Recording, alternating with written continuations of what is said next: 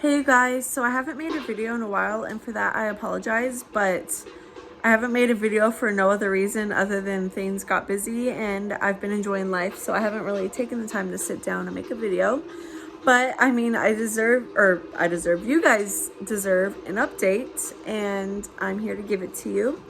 So I'm in 2 days, I'll be 2 months postpartum. I was induced on September 30th, and I actually have a clip from the before I went into being induced that I'll upload sometime soon here. I don't know exactly when, just whenever I get around to uploading that. So I was induced September 30th at 8:30 in the morning. I went in and my support person was my aunt, and that was a great choice, I think. Amelia stayed home with Jaime, and I went in September 30th, 8 a.m.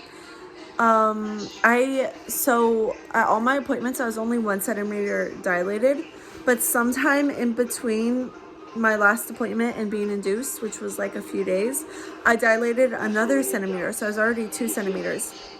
So they didn't need to soften my cervix or anything. So we just started Pitocin, and things progressed very quickly. Not in a bad way though. I felt like since I was more experienced with giving birth than with Amelia, I was able to actually, even though, I mean, they hurt, don't get me wrong, the contractions hurt, but I was actually able to breathe through them. So I was focusing on my breathing and just focusing on getting through this one. I wasn't focused on the next one or anything. I was just focusing on that one, getting through it, and I would say I did very well. Very, very well, especially compared to my first birth. Anyways, so I started feeling like I might not be able to sit through an epidural soon, so I asked for the epidural. I got the epidural, and within like 10 minutes of getting the epidural, I was like, I feel pressure. And they were like, oh, that's just because you're having contractions. Like, you'll feel the pressure down there, because I felt the pressure down there like I had to poop. And they were like, yeah, you'll feel that with contractions. And I was like, really? I didn't know, because with Amelia, when I got the epidural, I felt nothing. Like, my doctor had to tell me when to push. So I was like, is this normal? Are you sure? Because I feel like I'm gonna poop. And they were like, yeah. And so I was like, okay. And the nurse left the room, and like 2 minutes later, I felt something coming out of me. And I told my aunt, I was like, I feel something coming out. And she's like, what? And I was like, I feel something coming out. And I reached down, and I felt this like really soft, weird feeling thing. It was like a ball like coming out of me, it felt like. And I was like, something's coming out. And so she was like, okay, I'm gonna go get the nurses. So the nurses came. Turned out it was my water. It didn't break. It was like bulging out. Super weird. And they were like, yeah, the baby's coming. And I was like, okay. And I was like, should I push? And they were like, no, wait for the doctor. And I was like, okay.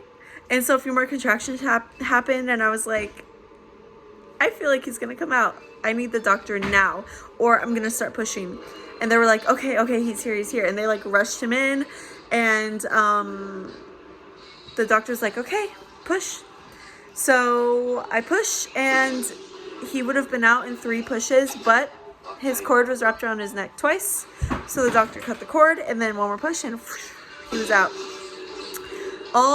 All together, from being from arriving in the hospital to his birth, it was 4 hours. So I gave birth very quickly. He was born like, I think, at 12:56 p.m. So yeah, about 4 hours. Insane, super easy. Like, my God, it was the easiest birth I have experienced so far. Super awesome. And afterwards, when we were still in the birthing room, I did breastfeed him to get my milk started. And the parents were not able to be there, so the power of attorney was with me. She was super cool. Well, actually, she wasn't with me yet, but it was just me, my aunt, and the baby. So we took a lot of pictures, videos. I breastfed him a little bit. We went to my recovery room. And then the power of attorney arrived just in time, just when we went to the recovery room. So we spent some time talking together, and she went to her room with him, and I just started relaxing. And she brought me some bomb-ass Thai food, so I like grubbed out.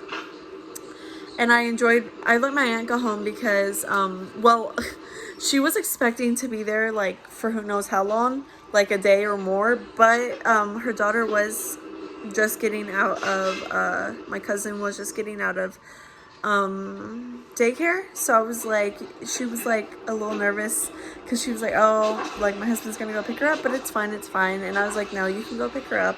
So I let her go, and I just like relaxed. I was talking to people online on social media, talking to my husband, pumping every 3 hours, and eating, watching TV, relaxing. And I still was not able to walk around without a belly band, so I'm really glad that I brought that binder. But yeah, so I had the binder on, and I was able to go pee. I didn't need the spray bottle because, oh yeah, no stitches, no tearing, no nothing. He just came out like he was ready. He was ready to go home, and I don't blame him on that. Anyways, so I peed a few times, no big deal. And I was like getting a little bit more mobile, walking around. I mean, I was still sore. I had just given birth, so like, you know, I was sore, but I was like still moving around a little bit. I was watching South Park, the new episodes of South Park. They were good. And oh, I did hemorrhage a little bit, like not to the point that I needed medication or a transfusion, but I did hemorrhage a little bit, so they kept an eye on that. But that was fine. It turned out to be fine, and I went home the next morning, and it was such a good experience. Like, I don't know. I mean, when I was in the hospital, I was a little unsure about how I was going to feel. And even after I gave birth to him, like, of course I cried. You know, I had just given birth. I was hormonal, so I cried a little bit. And I was, like, kind of sad that he was going home, but not in the way that I wanted him. I was just, like, kind of sad because it's, like, saying goodbye to a good friend that you've been with for a while. So I was a little sad, but I was happy, very happy at the same time, extremely happy. And I came home, and then I was pumping, and the power of attorney stopped by our house to say goodbye before she went to LA with him, so that my family, my husband and my daughter could meet him. So they got to meet him, they said goodbye, and me and her had a moment.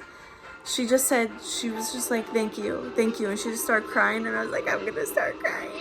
So then I hugged her, and then I felt like I got my closure then. I really got my closure. And we came home, me and Jaime came back inside with Amelia, and I cried a little bit out of happiness. I was very happy. I was crying a lot.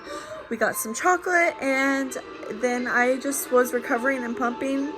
I want to say I pumped for about 5 weeks, and then he didn't need any more. He went back home to China. So I pumped for about 5 weeks for him, and then was shipping milk to LA. And then with what I had left, I donated that to a baby who is going to have open heart surgery in a month, I believe. So after his surgery, he can have the milk to recover quicker.